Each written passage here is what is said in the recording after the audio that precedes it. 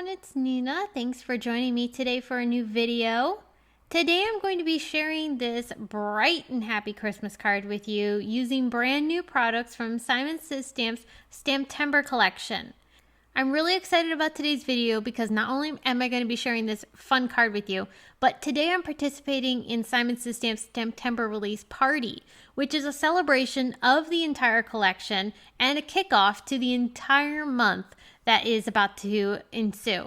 So in addition to the party, we also have free gift with purchase options available across many of the different stops of this party. There are over 80 designers that are participating today, and you can find all of the information for each of these designers over on the Simon Says Stamp blog.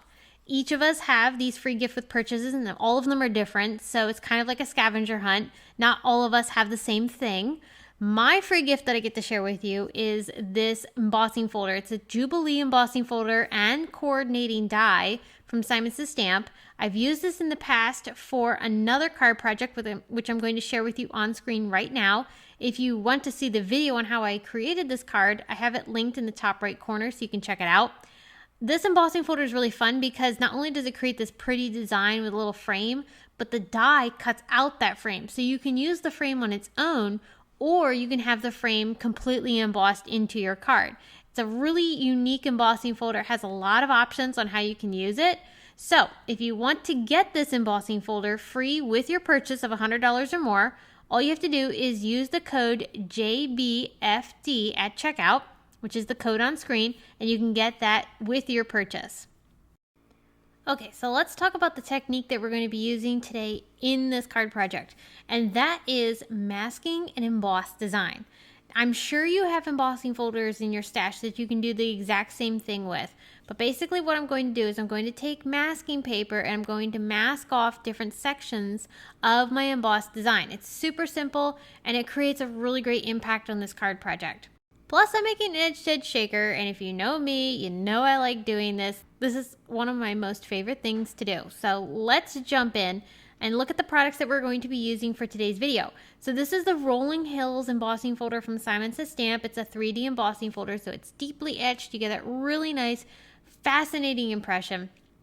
I'm also going to be using the Big Holiday Words stamp and die set for my greeting. But I'm also going to pull out this oldie but goodie die set from Simon Says Stamp called SLIMLINE SNOWBANKS. And the reason I'm using this is because I wanted the village pieces. I wanted the house, the church, the little trees. This is a set that I love using. I've used this for other projects in the past, and it's a really good set for holiday snow building. All right, so I'm going to dive into the embossing folder part of this project.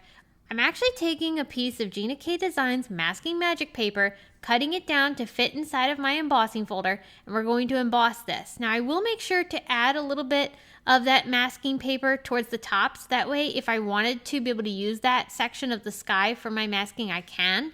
I didn't end up using that for this project, but you want to be able to keep all options open when you're creating, so I wanted to make sure I did that. So now that I've embossed this masking paper, I'm going to cut out each of the sections that I want to be able to use as masks. And this is super fun because it's going to allow me to create some depth on these rolling hills and create that snowbank effect that I'm looking for. And you can do this with other embossing folders. It doesn't have to be a scene like this. If you had a pattern that was maybe some stripes or different designs, you could cut out those sections of the designs to create that texture and depth that you want for your ink blending. Now I didn't cut out the road here yet on this mask, but eventually I will because I do want to use the road as a mask for my project. So I have all my pieces. I'm going to start sticking them onto my cardstock that I've also embossed. This is Simon Says Stamp 120-pound white cardstock. I embossed it with the same Rolling Hills embossing folder, and now I'm sticking the corresponding sections of my masks onto that folder. This way I can start ink blending along the bottoms of each of the sections of the hillsides to create some depth. So I'm going to have the white areas of the hills be across the top because I want it to look like that the sun is shining on these hillsides, and so the glistening white of the snow is that white section at the top, but then we need some shadows for that, so that's why I'm going to use Tide Pool ink, which is what I'm using here for my ink blending, and that's going to give me that shadow for these hillsides. So I'm going across each of these different sections, masking off one piece at a time until I've covered the entire background. Now here's where I cut out the road, and I'm going to use that as a mask because I do want the road on this section of the embossing to be white. I didn't bother with the other two sections of the road as it goes further back in the hillside, but for the front one I did. So I also masked off the most bottom portions of this embossed design as well. And then finally I'll use my ink blending tool and ink to add just a little bit of ink along the very bottom of my card panel. Now this card panel is an A2 size, so this will fit an A2 size envelope. I'm going to mask off my top hillside now with that mask that I created, and I'm going to use those masks to block out the hills so I can color in the sky. Now, we don't really see skies this intense of a pink. This is quite bright. This is peony ink from Simon Says Stamp, but I wanted a kind of like a minty candy cane winter effect here. So in my imagination, this looked awesome, and I really love the result of this. So we can always do something totally unexpected for a card. So now that I've covered my hillsides with the ink that I wanted to add for my ink blending, now I'm adding paste through a stencil. This is the Falling Snow stencil from Simon Says Stamp, and I'm using Stamperia white volume paste to apply that through the stencil. Now the reason I chose this paste is because it does not tend to suck up the ink that's underneath it, so it stays bright white when it dries, and I really like that effect. So this is going to dry, and meanwhile I'm going to start cutting out my little houses and trees for my scene. I'm using different colors of Rainbow Splash cardstock here. This is Ballet, and then I'm also going to use lime for the trees. I'm cutting out a bunch of each of these pieces because I'm not really sure how many I want for my finished card. So having extras is nice because then that way if I decide I want something, I don't have to go back and cut it again. So I cut these from colored cardstock, but I am adding ink blending to each of these. I used Peony for the houses and the church, and then I used Perfection for the trees. That way I have the base of the color of cardstock, but then the ink is adding a little bit of shading, which I really like. So that way it gives some depth to these pieces as I add them to my scene. I'm starting to arrange them on my card project now and figuring out where I want everything placed. I do want to keep the houses toward the right of the scene because I do want to put my sentiment towards the left. And then of course I'm going to add these little trees here and there around the scene as well. Now for attaching these pieces, you could put them straight down onto your card project with glue. However, I wanted to be able to pop these up with some foam strips from Simon Says Stamp. I'm using the foam strips because they're really thin and they fit behind all of these die cut pieces really nicely. So I'm just trimming them down to fit the length that I need for each of these elements. But the reason I'm adding the foam tape is because I want to be able to make this into an edge-to-edge shaker. And if I have these elements popped up, the sequins and little embellishments that I'm going to put in my shaker are going to get caught behind those little elements as well. So that's going to add depth to the scene.